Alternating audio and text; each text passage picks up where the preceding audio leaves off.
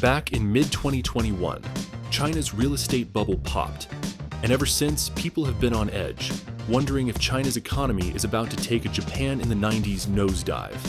And honestly, the similarities are hard to ignore. Think about it. Both countries had everyday people barely spending while money just sat in savings. But if we're keeping it real, China's got even bigger problems than Japan ever did. And when the crash hit, they played it almost the same way. Japan back then and China now both dragged their feet on loosening up money and boosting spending. Instead, they doubled down on manufacturing, pushed exports like crazy, and poured cash into research and development. That whole sell more to fix the economy plan led to massive trade surpluses, which of course made the US throw up trade barriers. And just like Japan back then, China's shifting production to other countries to get around those roadblocks. But here's the thing, China today isn't Japan in the 90s. Still, the big question is this: will China follow the same path Japan did back then? You see, China's economy was once on fire, hitting a wild 14% growth back in 2007. But that kind of heat never lasts forever. By 2019, it had already cooled to 6%, and then the pandemic came through like a wrecking ball. Now the official numbers say it's barely holding at 5%, but if you adjust for inflation, it's more like 4.2%. With the economy slowing down so fast, plus a real estate crash shaking things up, people can't help but compare China to Japan in the 1990s, during their so-called lost decade. China watchers have been making these comparisons for a while, but let's take a step back and look at the bigger picture. How have China and Japan saved and invested? How do Japan's financial troubles in the 80s mirror the problems China built up in the 2000s? We'll break down the shared challenges, housing bubbles, population shifts, deflation, but also the key differences. Because China isn't Japan, and the gaps are huge, especially when it comes to military power, global influence, and its leadership in the global south.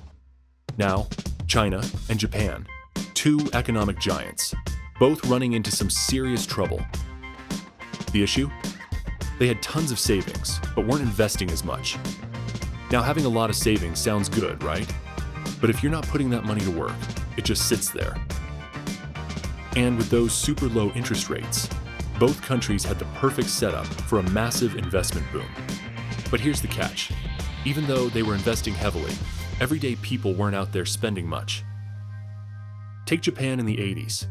Things were booming, and fixed asset investment was growing at 4.7%. But then, the 90s hit, and that number crashed down to just 0.34%. Meanwhile, China joined the World Trade Organization in 2001, and investment growth skyrocketed to 14.2%.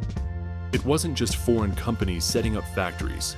China was pouring money into massive infrastructure projects.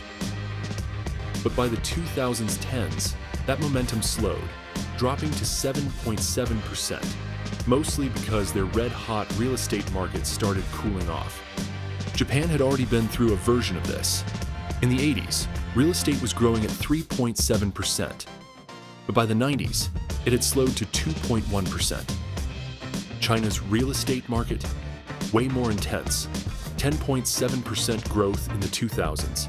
But even that couldn't last forever, and by the 2010s, it dropped to 5.11%. The pattern? Pretty much the same. The difference? China went harder on investment, which is why its economy took off faster. Plus, with a lower starting income per person, there was way more room to grow. Especially as cities expanded and pulled in more people. But now, China's real estate market is shifting way faster than Japan's ever did. And that's got people worried, with the biggest concern being debt. And not just any debt, local government debt, especially the kind they try to hide with those local financing schemes. The government has tried to clean things up, but problems are still hanging around, making the financial system shaky. Japan's financial crisis played out a little differently.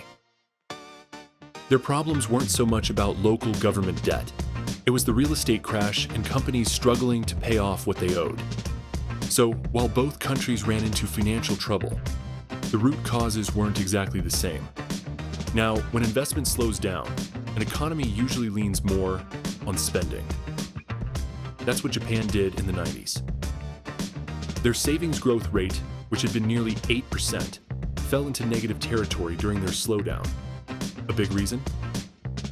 Falling tax revenue and deflation, which hit their finances hard, probably even harder than businesses paying off debt.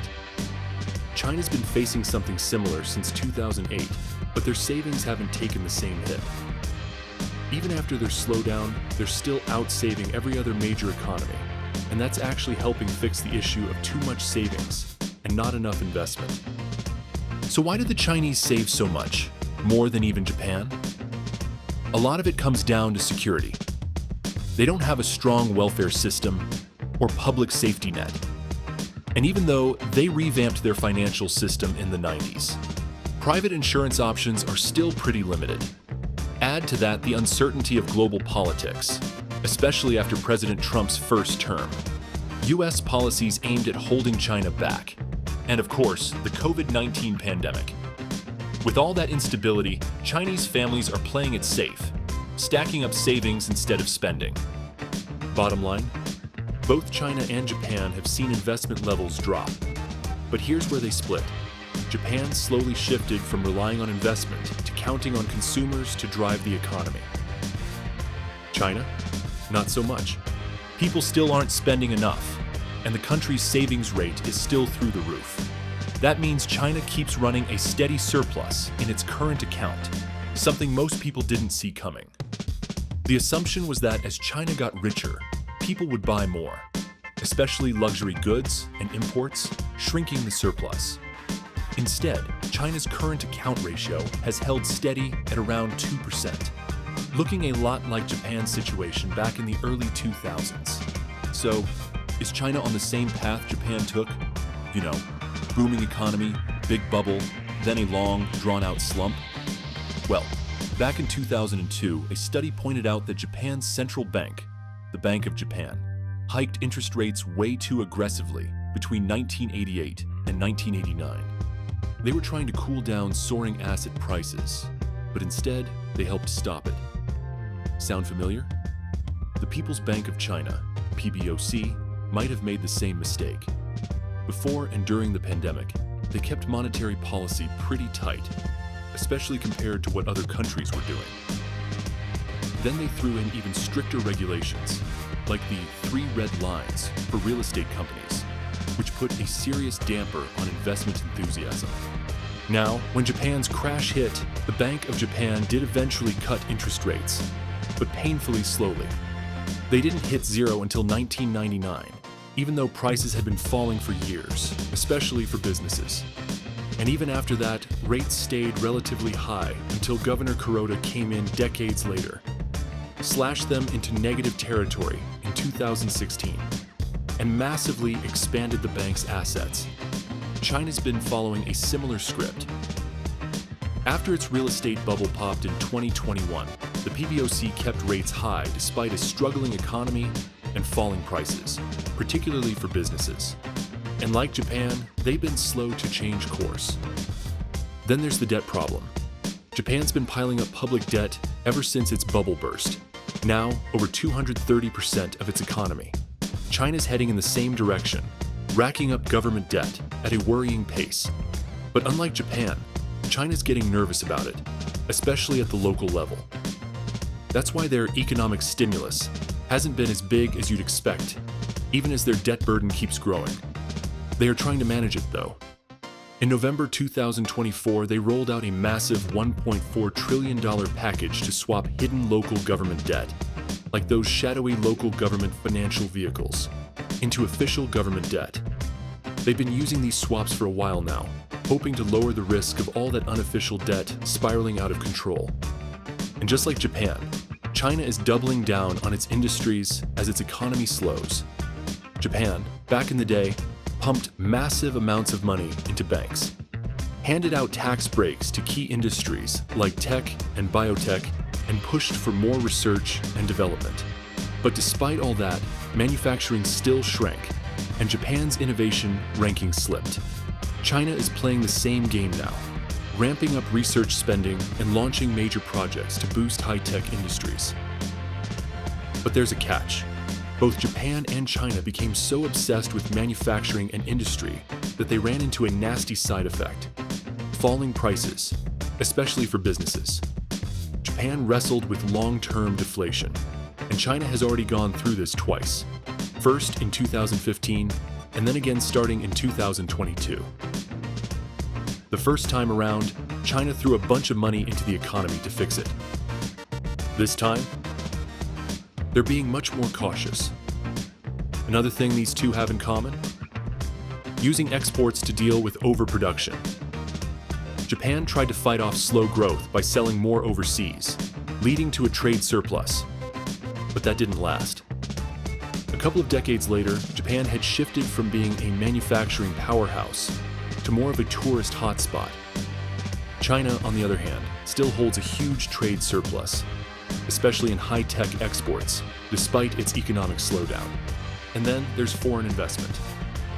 Both countries decided to grow their economies by investing overseas, whether through direct investment or lending. Japan took a big, direct investment approach, especially in Southeast Asia and China, following the flying geese strategy. They built factories, snapped up companies, especially when the yen gets stronger after the Plaza Accord. And when Japan's economy hit the skids, they doubled down on overseas investments to escape high labor costs at home. Japanese banks also lent tons of money abroad, including to Latin America, right before the region's debt crisis in the 1980s. China, on the other hand, has expanded globally, mainly through lending, pouring money into massive infrastructure projects, particularly in developing countries tied to its Belt and Road Initiative. Compared to Japan, China has only recently started investing heavily in overseas manufacturing, but they're targeting developed markets now, looking to expand their reach and grab cutting-edge technology. Now, China today and Japan in the 80s and 90s? Yeah, there are a lot of similarities. But let's not get carried away. Some key differences set them apart. Some of these differences might actually work in China's favor. Others? Well, they could make things even rougher than what Japan went through. One major difference? Overseas investment. Japan became the world's top lender ages ago, and even though their economy isn't exactly looking good right now, they still hold that spot. They've got their hands in everything. Factories, stocks, bonds, you name it. China, though? They were throwing money overseas a few years back, but that slowed down a lot. And when it comes to stocks and bonds, China has never really let money flow out freely, so their overseas investments are way smaller. Now, here's why that matters. Japan's income from these foreign investments has been a huge safety net. China? Not so much. Their money mostly comes from selling goods to other countries. That makes them way more vulnerable to trade restrictions than Japan ever was. And with all the heat China's getting from the US and Europe, that's a real risk.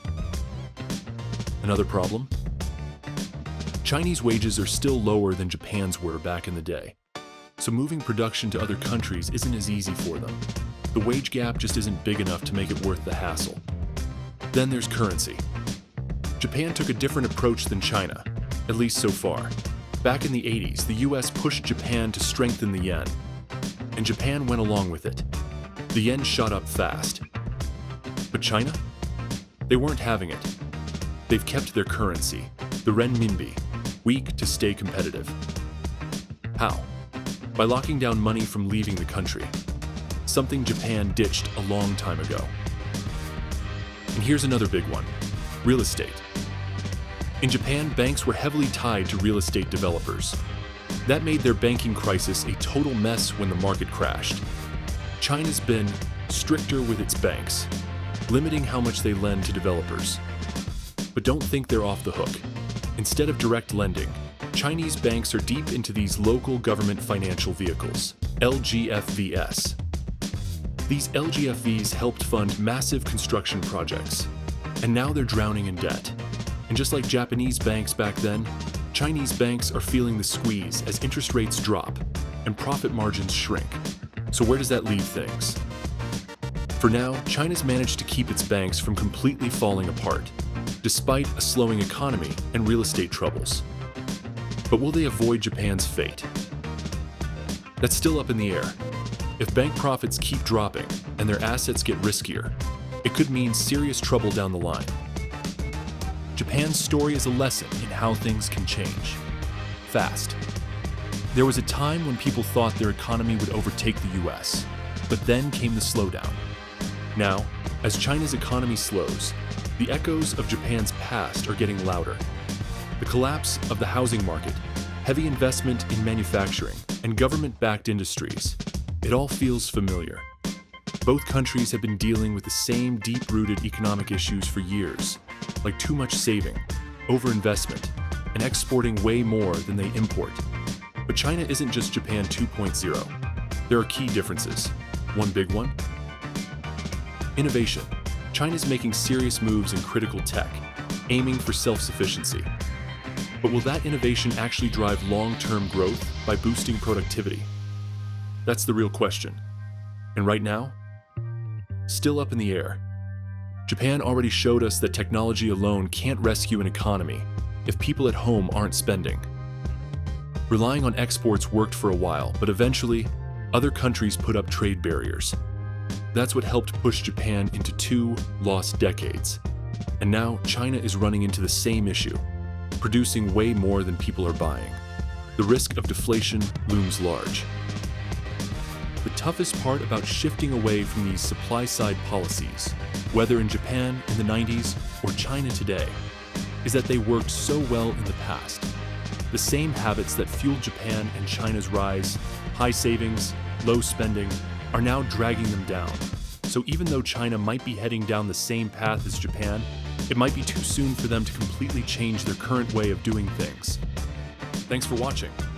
If you liked it, don't forget to hit like, subscribe, drop a comment, and turn on post notifications so you never miss a thing.